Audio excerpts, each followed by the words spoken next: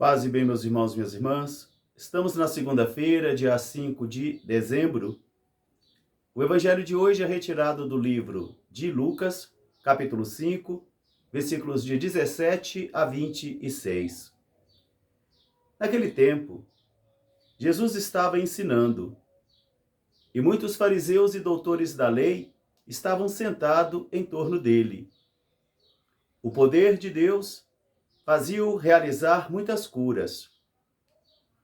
Um grupo de homens chegou, trazendo no leito um homem paralítico, e procuraram entrar onde Jesus estava. Mas em decorrência de uma grande multidão, eles não conseguiram. Por isso eles subiram no telhado, destelharam a casa e desceram o leito do paralítico até onde Jesus estava. Jesus, vendo a fé daqueles homens, disse ao paralítico: teus pecados estão perdoados. Os fariseus e os doutores da lei começaram a murmurar entre si, perguntando: quem é este homem que comete tamanha blasfêmia? Pois só Deus pode realizar milagres. Jesus, conhecendo os seus pensamentos, dirigiu a eles esta palavra: o que vos parece? É mais fácil dizer a este homem: levanta-te e anda, ou teus pecados estão perdoados? Para que saibais que o Filho do Homem tem poder de perdoar pecados, Jesus dirigiu-se ao paralítico e disse-lhe: levanta-te, toma tua cama e volta para casa. Imediatamente ele se levantou, tomou a sua cama e voltou para casa, louvando e glorificando o Senhor. Todos ficaram muito admirados e assustados com tamanho poder que fora dado aos homens. Palavra da salvação. Meus irmãos e minhas irmãs, nós continuamos a nossa caminhada rumo à celebração do Santo Natal, onde todo esse tempo do Advento procura transportar a mim e a vocês até o passado, para a primeira vinda de Jesus, onde ele veio como Salvador e como Libertador, como realizador de todas as profecias e da lei de Israel. Mas também o Advento continua a dizer a mim e a você das vindas intermediárias de Jesus, que constantemente vem até nós como o Consolador, como aquele que fortalece as nossas pernas e os nossos braços, nos dá a visão, nos cura a surdez, para que a gente possa prosseguir peregrinando neste mundo iluminado pela sua luz e caminhando também pela força do seu poder. Mas ao mesmo tempo também o Advento nos remete para o futuro, para aquela outra vinda de Jesus, onde ele virá como juiz universal. Creio que ele há de vir de julgar os vivos e os mortos. Isaías continua a clamar. Isaías continua a falar a sua profecia de uma nova história, de uma história renovada que o Pai vai possibilitando, onde toda a dor será acabada, onde toda lágrima será enxugada, onde os cegos irão enxergar, os mudos irão ouvir e os paralíticos irão andar. E tamanha é essa grandiosidade da entrada de Deus na história, que até os montes também pularão de alegria. E todo o cosmo participará desta alegria da encarnação, porque o próprio Deus entrou na história. É Jesus, o Filho de Deus. Hoje Lucas nos coloca diante de um fato muito curioso. E ele começa dizendo que Jesus é Deus e homem. Enquanto o homem, ele ora ao Pai, ele roga ao Pai, ele intercede ao Pai. Mas enquanto Deus, ele perdoa os pecados. Jesus é Deus e homem ao mesmo tempo.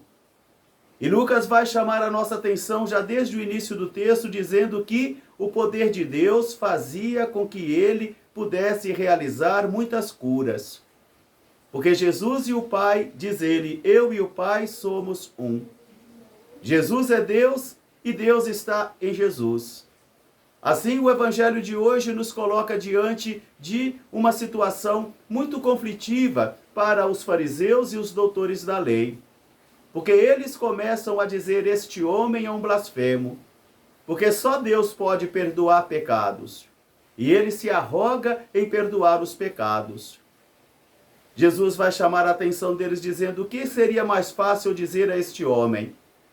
Levanta-te, toma a sua cama e vai para casa, ou dizer para ele: seus pecados estão perdoados. E assim Jesus olha com misericórdia para aquele paralítico. Ele fica encantado com a fé daqueles homens que carregam o leito do paralítico e vai dizer ao paralítico: homem, teus pecados estão perdoados. Para o paralítico foi uma grande alegria. Para aqueles homens cheios de fé que foram capazes de subir no telhado da casa, destelhar e descer o leito do homem até onde Jesus estava para colocá-lo na presença de Jesus, também será uma alegria e júbilo. Mas para os fariseus e para os doutores da lei, fechados no pensamento deles, fechados na fé deles, eles não conseguem perceber a intervenção divina daquele milagre na vida daquele homem, e por eles não perceberem isso, eles são capazes então de murmurar, dizendo: este homem é um blasfemo.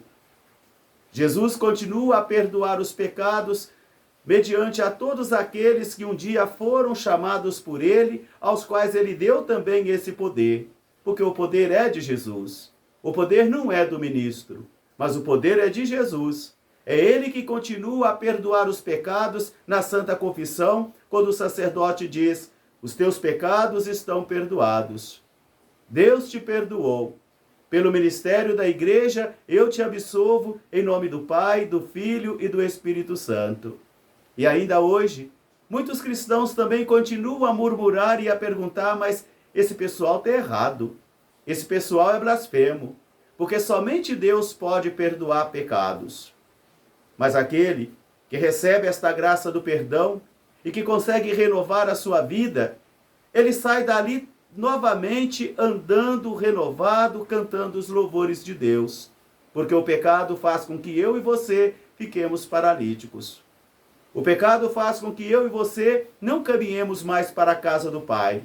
Não sintamos gosto e nem desejo de estarmos diante da palavra do Senhor, porque este é o objetivo do pecado na vida de cada um de nós: nos afastarmos do Senhor. Fazer com que nós nos sintamos indignos, impuros e que nós somos inimigos de Deus. Mas onde abundou o pecado, superabundou a graça de Deus, nos ensina o apóstolo Paulo. Fortalecei as mãos enfraquecidas e os joelhos enfraquecidos, convida Isaías nesta manhã. E retornemos ao Senhor.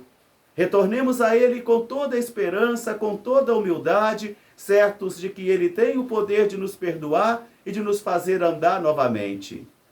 Quando o coração está cheio de amor, apaixonado por Jesus, as pernas ainda começam a andar em direção a Ele.